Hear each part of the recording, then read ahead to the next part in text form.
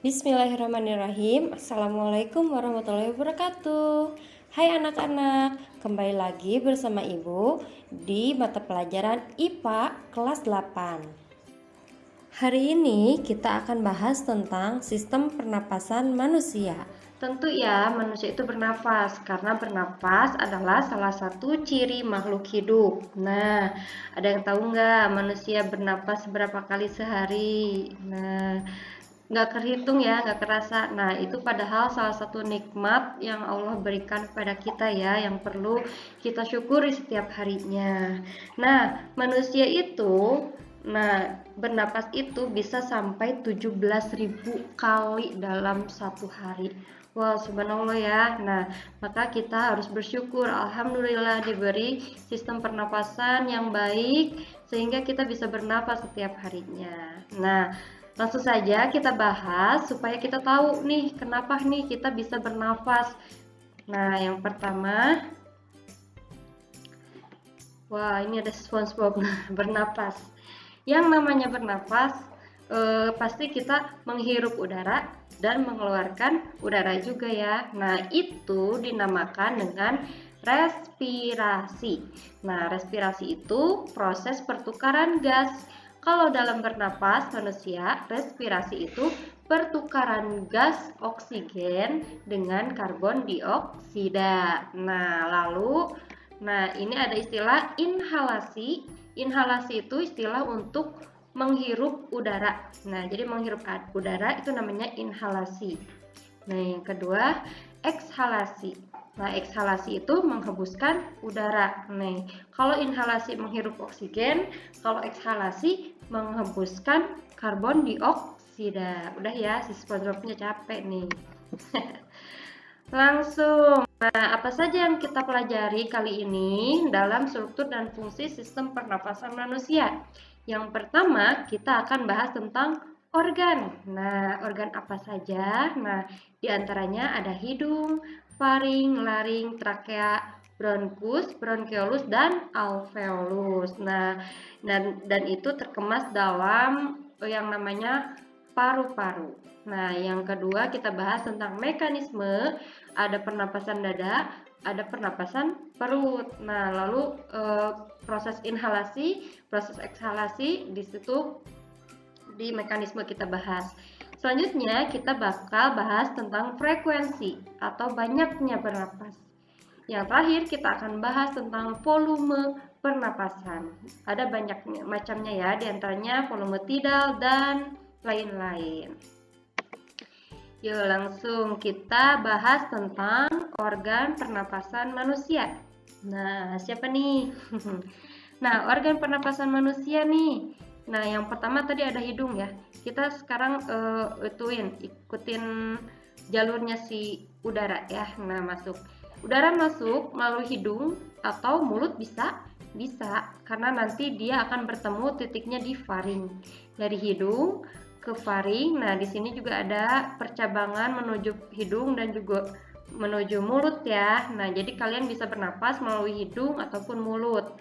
Lalu masuk ke apa nih, tenggorokan apa kerongkongan, jangan ketuker ya. Nah, kalau dalam sistem pernapasan ini disebut tenggorokan. Nah, dari laring, nah langsung ke faring, langsung ke trakea. Nah, lalu di trakea di sini ada percabangan nih. Nah, itu namanya bronkus. Nah, lalu kalau misalkan kita lihat nih, dari sini kan kita udah masuk ke paru-paru ya. Nah, bronkus ada di paru-paru. Nah, di dalam paru-parunya ternyata bronkus itu bercabang-cabang lagi menjadi sangat kecil ya. Itu namanya bronkeolus. Nah, lalu di ujung banget bronkeolus ada namanya selaput namanya alveolus yang terhubung dengan sistem peredaran darah ya. Nah, tentunya di sini di alveolus terjadi pertukaran antara oksigen dengan karbon dioksida. Nah, lalu ini organ pernapasan ada dikategorikan secara struktural. Nah, yang pertama itu bagian atas, nah meliputi hidung dan faring di sini ya. Nah, lalu ada juga yang bagian bawah. dan seterusnya, yaitu dari laring, trakea, bronkus, bronkeolus sampai alveolus. Nah, lalu berdasarkan fungsionalnya dibedakan juga menjadi dua. Nah, yang pertama ada zona penghubung, di mana zona ini fungsinya hanya menghubungkan dari satu organ dengan organ lainnya, di antaranya hidung, faring, laring, trakea, bronkus, dan bronkeolus. Ini merupakan jalan napas kalian ya. Nah, jalan napas. Lalu ada zona respirasi, di mana di zona ini terjadi pertukaran gas antara oksigen dengan karbon dioksida, yaitu letaknya di alveolus. Next, kita bahas mekanisme pernapasan manusia. Nah, ini bagaimana kita menghirup udara dan bagaimana kita menghembuskan udara ya. Nih, yang pertama mekanisme inspirasi. Nih, apa tadi inspirasi? Ayo. Inspirasi itu menghirup udara. Nih, mekanismenya udara masuk nih dari hidung ke faring, nah ke laring. Nah, masuk ke paru-paru sehingga otot antara tulang rusuk itu berkontraksi. Nah, sehingga rongga dada itu mengembang. Nah, paru-paru juga mengembang. Nah, dan diafragma, nah di sini berkontraksi, bergerak turun. Nah, pokoknya jadi membusung ya dadanya. Nah, lalu setelah itu gimana? Pasti kita langsung menghembuskan mekanismenya. Yang pertama ini diafragma relaksasi atau bergerak naik ya. Rongga dada mengempis.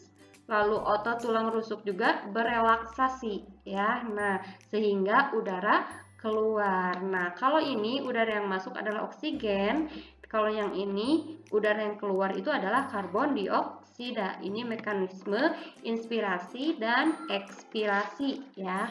Nah, lalu frekuensi pernapasan manusia. Nih, apa itu frekuensi? Nah, frekuensi pernapasan manusia itu adalah intensitas pernapasan per satuan waktu, atau bisa dibilang lah banyaknya napas per satuan waktu. Nah, pasti kalian tidak menyadari ya. Nah, lalu ini prosesnya yang tadi ya, mekanisme yang tadi juga udara masuk ke paru-paru, ditukar di sini, lalu dikeluarkanlah karbon dioksida. Nanti ada kaitannya juga dengan sistem peredaran darah ya. Nah, jadi tubuh kita tetap membutuhkan oksigen sehingga hasil dari metabolisme tubuh kita itu menghasilkan karbon dioksida yang nantinya kita akan keluarkan juga melalui alveolus ini dan sampai ke hidung atau ke mulut. Nah, lalu frekuensi pernapasan manusia itu sama apa tidak semua? Tidak ya, jelas tidak sama antara satu orang dengan orang lainnya, tergantung dari beberapa faktor. Nah, di antaranya faktor frekuensi pernapasan itu yang pertama umur. Nah, semakin bertambahnya umur, frekuensi pernapasan akan semakin rendah. Nah, coba kalian punya adik bayi nggak di rumah? Liatin ya, nafasnya gimana, cepat apa lambat. Lalu ada misalkan kakek atau nenek kalian. Nah, pernapasannya kalian amati ya. Coba itu lebih lambat apa lebih cepat? Nah, kalau bayi, nah biasanya lebih cepat dibandingkan kita ya. Nah, lalu kalau misalkan yang manula atau lansia, nah itu pernapasannya akan semakin lambat. Nah, lalu yang kedua itu jenis kelamin, menentukan banyak apa tidaknya frekuensi pernapasan. Jenis kelamin ya, antara perempuan dan laki-laki. Coba kalian amati, pasti lebih cepat yang laki-laki ya. Nah, yang selanjutnya itu adalah suhu tubuh. Nih, kalian misalkan sedang demam nih, nah pernapasannya pasti akan semakin cepat karena tubuh kita banyak membutuhkan oksigen. Nah, lalu posisi tubuh nih, kita terbaring, kita berdiri, itu pasti berbeda. Nah, dan yang terakhir itu faktor aktivitas. Ini jelas sekali ya.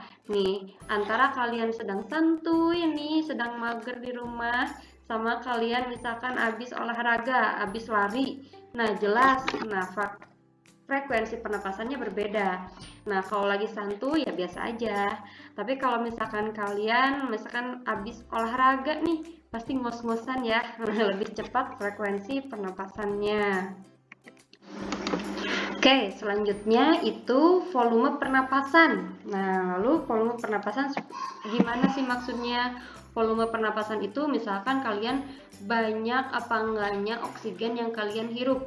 Nih, beda ini. Kalian lagi biasa, lagi santuy aja.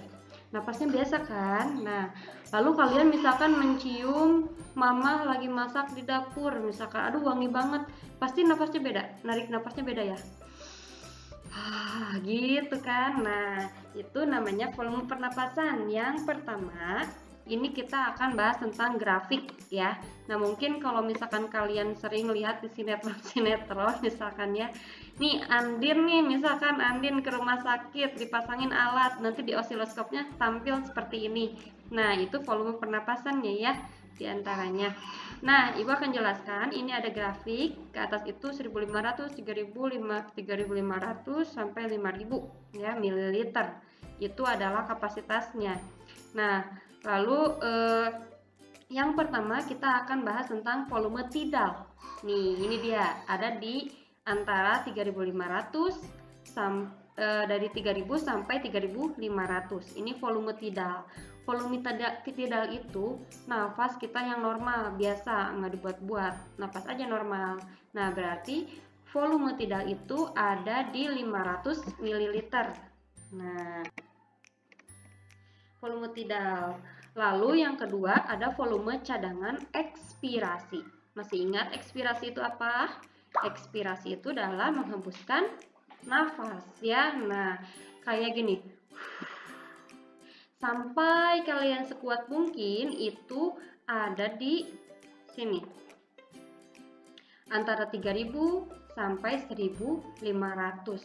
Berarti volume cadangan ekspirasi itu sampai kita menghembuskan napas sehabis-habisnya itu 1500 ml. Nah, lalu ada volume cadangan inspirasi. Nah, berarti kalau tadi menghembuskan nafas, ini menghirupkan nafas. Misalkan kalian olahraga, tarik nafas sedalam mungkin.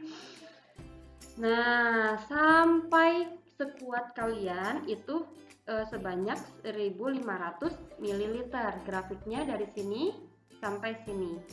Nah, lalu ada juga volume residu. Nah, volume residu kayak gimana? Volume residu itu di sini. Nah, walaupun kalian menghembuskan nafas sehabis mungkin, tapi tetap ada udara di dalam paru-paru. Itu namanya volume residu. Banyaknya sekitar 1500 sampai 1000 ml ya, atau 1000 ml bisa jadi. Nah, lalu selanjutnya ada volume vital paru-paru. Nah, volume vital paru-paru itu dari sini sampai sini.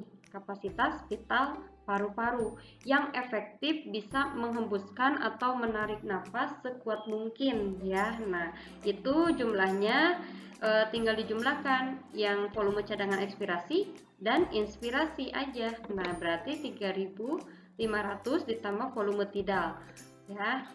Nah, yang terakhir itu ada volume total paru-paru. Nih, volume total paru-paru sehingga udara kita bisa simpan dalam paru-paru itu adalah 5000 ml ya. Sorry, ini kurang nolnya 1. 5000 ml.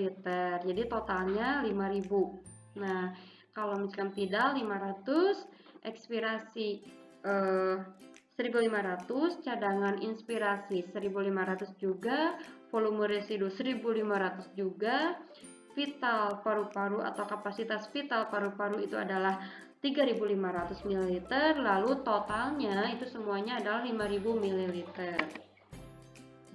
Oke, nah selanjutnya pasti ya ada gangguan atau kelainan pada sistem pernapasan manusia. Nah, sesempurna-purnanya manusia yang sempurna itu adalah Tuhan kita ya, Allah Subhanahu wa taala, pasti ada gangguan atau kelainannya. Kalau misalkan gangguan itu eksternal diakibatkan dari luar, kalau misalkan kelainan itu ya Allah yang berkehendak. Nah, yang pertama ini ada ISPA. Pernah dengar kan? Nah, ISPA itu singkatan dari infeksi saluran pernapasan akut.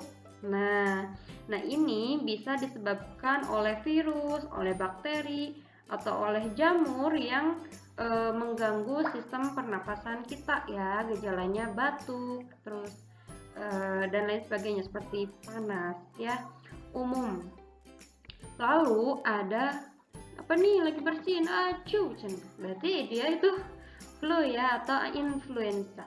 Nah, itu influenza itu gejalanya seperti pilek, bersin-bersin, suhu tubuh lebih dari 37 ya atau 39 derajat Celcius, batuk, terus lagi sakit otot. Nah, terus tenggorokan gatal, itu flu ya. Ini disebabkan oleh virus juga atau namanya influenza virus.